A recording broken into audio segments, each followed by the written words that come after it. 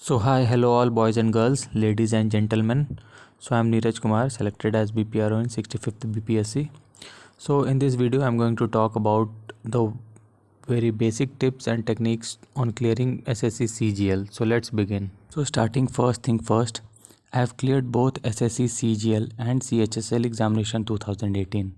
And in SSC CGL 2018, I have got the post of tax assistant. I had filled the preference and I have got Kolkata Custom Zone as my first choice, and this is the letter of appointment which I have received.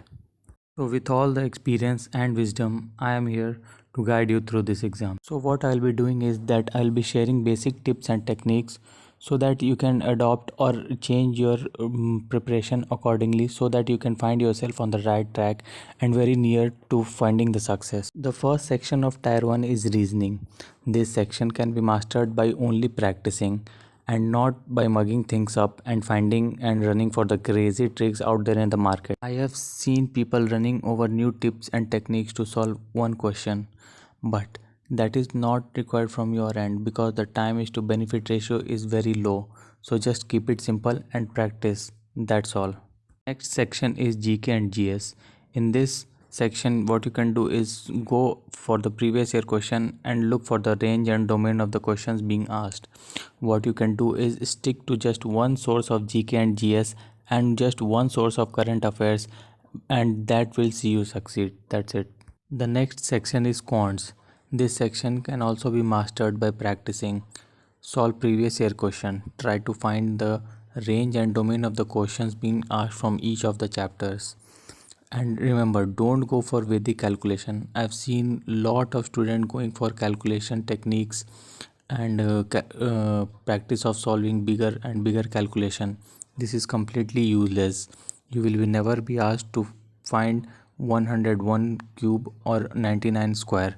These are just for clickbaits. And the next section is English.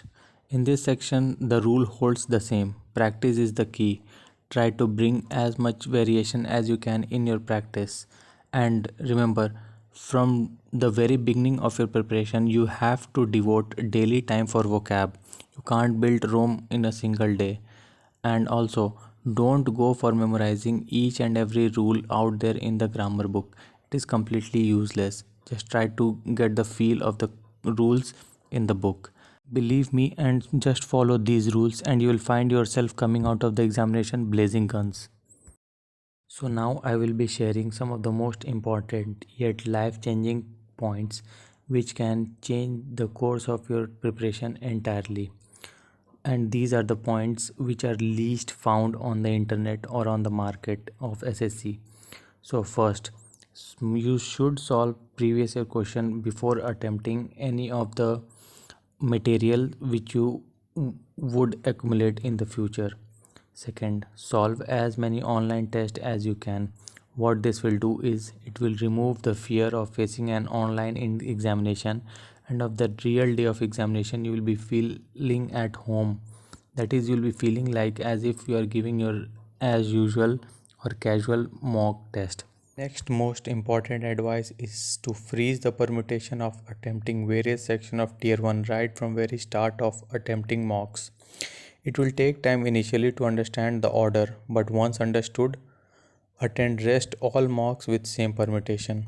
What this will do is that it will adjust your brain to the same pattern of pressure, and believe me, it works wonders. Next tip is that you must learn to see the clock or timer in between while you are solving your questions. What this will do is that it will remove the fear of sudden decrease of time which you are left with for solving the rest of the paper. Next most crucial habit which you have to develop right from giving your mocks is that you have to give limited time to each and every section. For example, I'll tell you my case. I start with reasoning every time, and I in my mind it runs that I have to complete reasoning by 48 minute, GK and GS by 42nd minute, English by 35 minute, and rest section I have to give for maths. Focus on building your brain's muscle memory, which I'll be sharing in next slide. And most important of all is focus on revision. A regular revision is must for things to get accumulated in your mind. Don't focus on coverage, rather focus on accumulation. Let's talk about tier 2. So here the battle is entirely different. Here you have to sit concentrated, focused, energetic for entirely 2 hours at a stretch for quants and English as well. So what you can do is you can start attempting mocks as many as you can, so that you can adjust yourself, your body, your mind and your hand to the situation it is going to face in the future.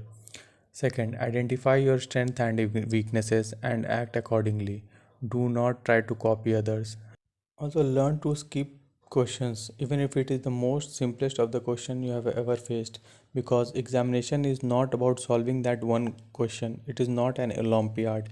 It is an examination. So you have to see all the 100 question and try your best to make most of the questions correct, not just that question.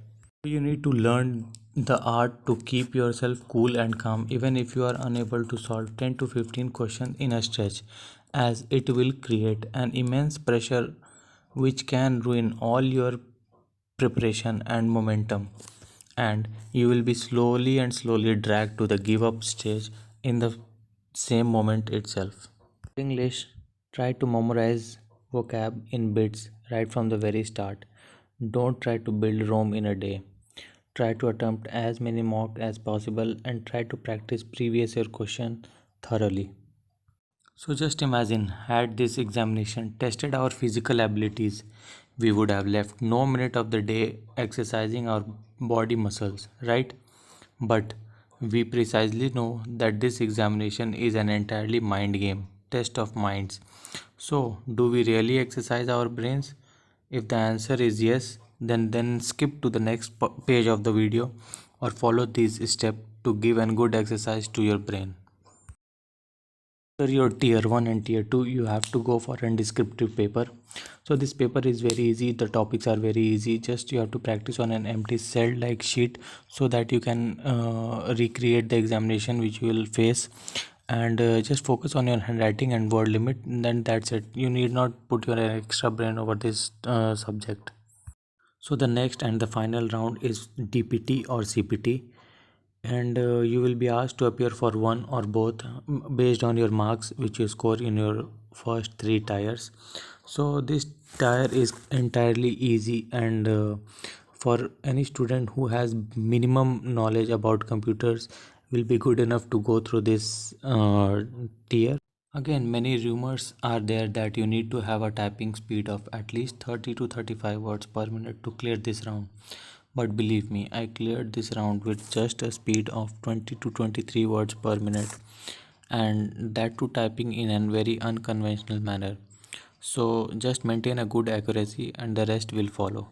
So this was from my end. With all my experience and wisdom, I have tried to put in the best tips to help you succeed in your examination.